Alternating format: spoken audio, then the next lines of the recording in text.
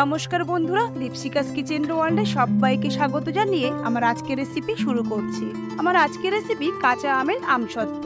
সারা বছর কাঁচা আমের স্বাদ পেতে এই আমসত্ত্ব বানিয়ে স্টোর করে রাখা যায়। আম তেল, আমের চাটনি, আমের আচার আমরা প্রায় খেয়ে থাকি।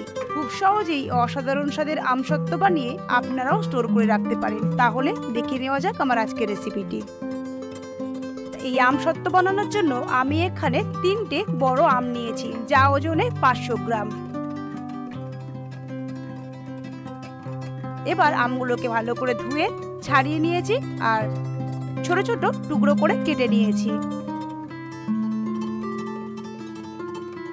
দেখুন, এরকমই ছোট ছোট টুকরো করে কেটে নিতে হবে। এবার একটি কড়াই বসিয়ে আমি আমের টুকরোগুলো দিয়ে দেব।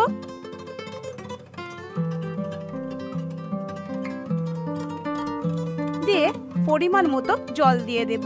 আমি প্রায় 500 ml জল দিয়েছি। এবার গ্যাসের ফ্লেম মিডিয়াম করে দিয়ে আমি আমটাকে ঢাকা দিয়ে সিদ্ধ করে নেব প্রায় 15 মিনিট মতো। আমি 15 মিনিটের জন্য আমগুলো মিডিয়াম ফ্লেমে সিদ্ধ করে নিয়েছি। এবার ঢাকা খুলে আমি একটু চেক করে নেব। দেখুন, আম খুব ভালোভাবে সিদ্ধ হয়ে গেছে। এবার আমগুলোকে একটু চামচ দিয়ে আমি স্ম্যাশ করে নেব। একটা আমের টুকরো আমি চামচের উপর নিয়ে দেখিয়ে দিচ্ছি কতটা সুন্দর আমটা সিদ্ধ হয়েছে।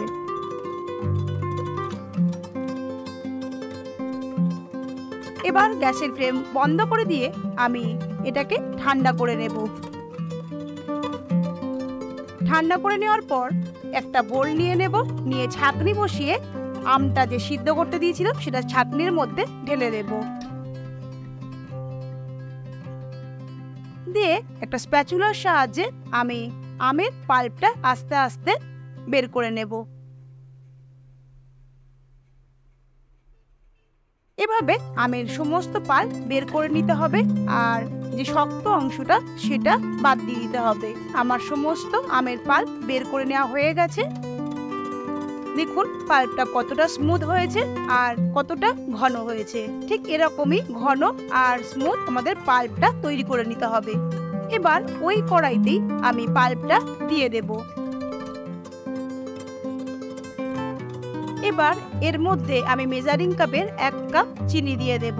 আমার এই কাঁচা আমটা খুব টক নয়, তাই আমি চেক করেই আমি মিষ্টিটা অ্যাড করেছি। আপনারা যদি এর থেকে বেশি মিষ্টি খেতে চান তাহলে আরো 1/2 কাপ চিনি আপনারা অ্যাড করতে পারেন। চিনিটাকে গলে যাওয়া অবধি আমি চামচ দিয়ে নাড়তে থাকবো। 1 টিস্পুন লবণ আর 1/2 টিস্পুন বিট লবণ দিয়ে দেব। দিয়ে গ্যাসের ফ্লেমটাকে মিডিয়াম করে দিয়ে আমি খুব ভালোভাবে এই আমের পাল্পটাকে জাল দিয়ে নেব আর ক্রমাগত আমের পাল্পটাকে নাড়তে থাকবো যাতে না কড়াইয়ের নিচে আমের পাল্পটা লেগে না যায়। আমের পাল্পটা বেশ ঘন হয়ে গেছে। আমি এর মধ্যে 3 থেকে 4 ড্রপ গ্রিন ফুড কালার দিয়ে দেব, 1 টিস্পুন চিলি ফ্লেক্স আর 1/4 টিস্পুন গোলমরিচের গুঁড়ো দিয়ে দেব। দিয়ে সমস্ত কিছু আমি আবারও ভালো করে চামচ দিয়ে মিশিয়ে নেব। মিডিয়াম ফ্লেমে এই আমের পাল্পটাকে জাল দিয়ে আরো ঘন করে নিতে হবে।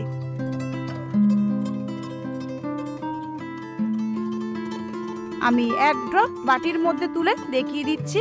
দেখুন কতটা ঘন হয়েছে। ঠিক এরকমই ঘনত্বটা আমাদের রাখতে হবে, এর বেশি ঘন আর করব না। আবারও একটু ভালো করে চামচ দিয়ে মিশিয়ে নিয়ে আমি গ্যাসের ফ্লেমটা বন্ধ করে দেব।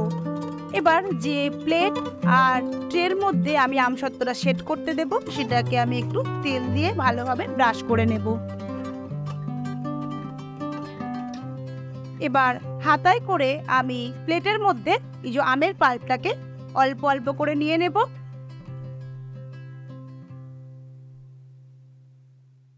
নিয়ে আস্তে আস্তে চারিদিক থেকে ঘুরিয়ে ভালোভাবে স্প্রেড করে দেব। এভাবে আস্তে আস্তে ঘুরিয়ে ঘুরিয়ে স্প্রেড করে নিতে হবে। এবার বাকি যে পাল্পটা আছে সেটা আমি একটা ট্রের মধ্যে ঢেলে নেব। নিয়ে একইভাবে আমি এটাকে ঘুরিয়ে ভালোভাবে সেট করে নেব।